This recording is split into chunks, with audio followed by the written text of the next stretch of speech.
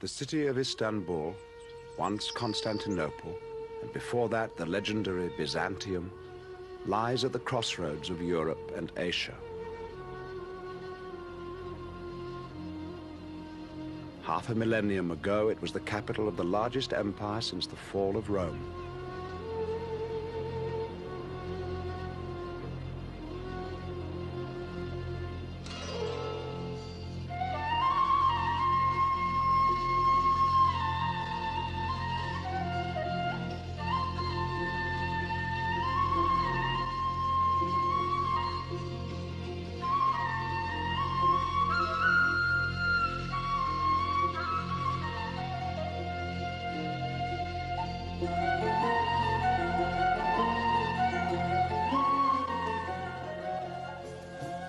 Suleyman lived and governed in Topkapı Palace, supported by an immense entourage. The kitchens typically served 5,000 people per day.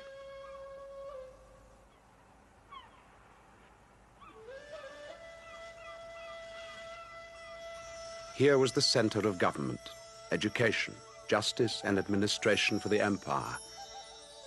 Anatolia, the Balkans, Egypt, the Holy Lands, and eventually as far as Algeria and the Arabian Gulf. Through his many edicts, Ottoman law became codified.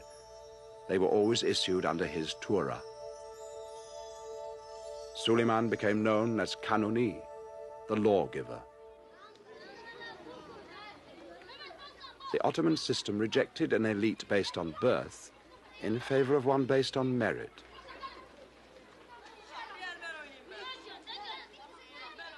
Many of the empire's greatest leaders came from humble beginnings.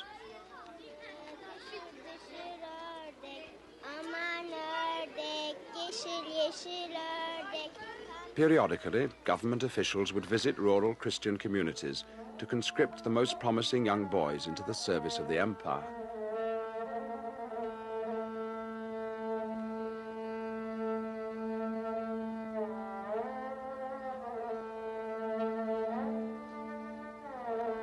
These tribute children, or devshirme, henceforth would belong to the state. The parents would never see their children again, but many understood that to become a devshirme was a great opportunity for their sons.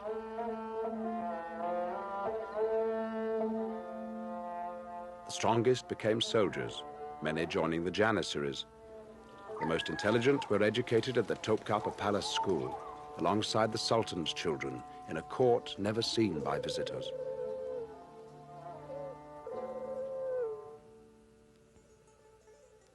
Here they studied history, literature, the arts, mathematics, philosophy, and law.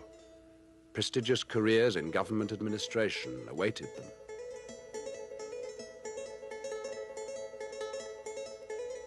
Educated Muslims had studied Pythagoras while Europe was still in its dark ages.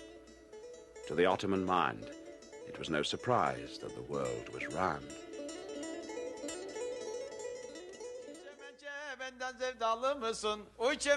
The story is told that Süleyman's father, Selim I, brought shadow puppets back from Egypt to delight his sons.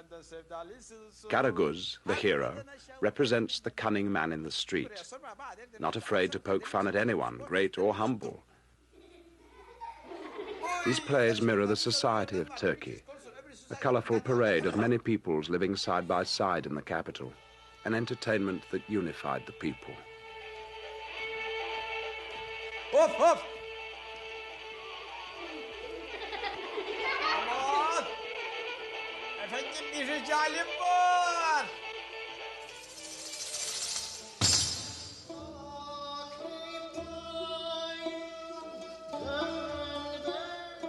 The court of Süleyman surrounded itself with beauty, as Busbek observed. Now come with me and cast your eye over the immense crowd of turbaned heads, wrapped in countless folds of the whitest silk and bright raiment of every kind and hue, and everywhere the brilliance of gold, silver, purple, silk, and satin. No mere words would give an adequate idea of the novelty of the sight. A more beautiful spectacle was never presented to my gaze. Yet amid all this luxury, there was a great simplicity and economy. The dress of all has the same form, whatever the wearer's rank. Their most beautiful garments are of silk or satin. Our dress, on the other hand, is so short and tight that it discloses the forms of the body, which would be better hidden, and is thus anything but becoming.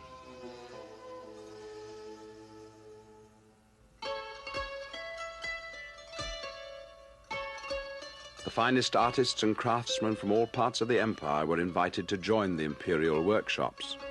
They offered the best examples of their work to the Sultan.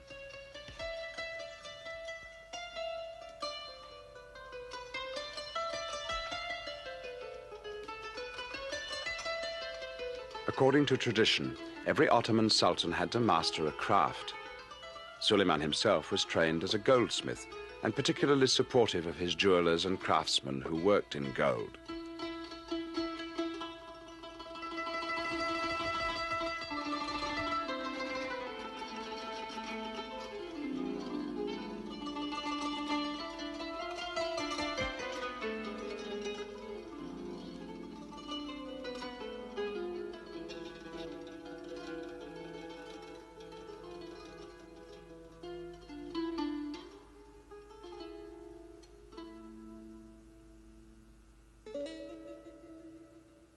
Painting studios patronized by Topkapi employed scores of artists who illustrated histories, tracing the origin of the Ottomans back to Adam.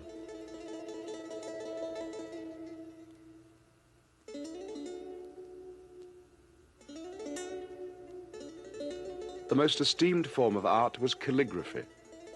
The greatest master of the age was Ahmed Karahisari. He elevated verses of the Quran into designs of exquisite variety.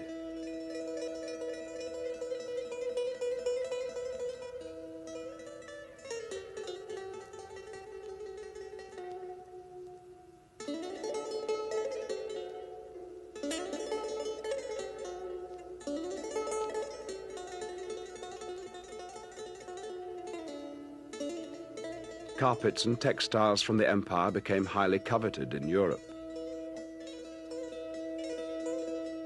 A distinctive Ottoman style matured. Asian, European, North African artists worked side by side with local masters. This mingling of artistic traditions produced a stunning new synthesis.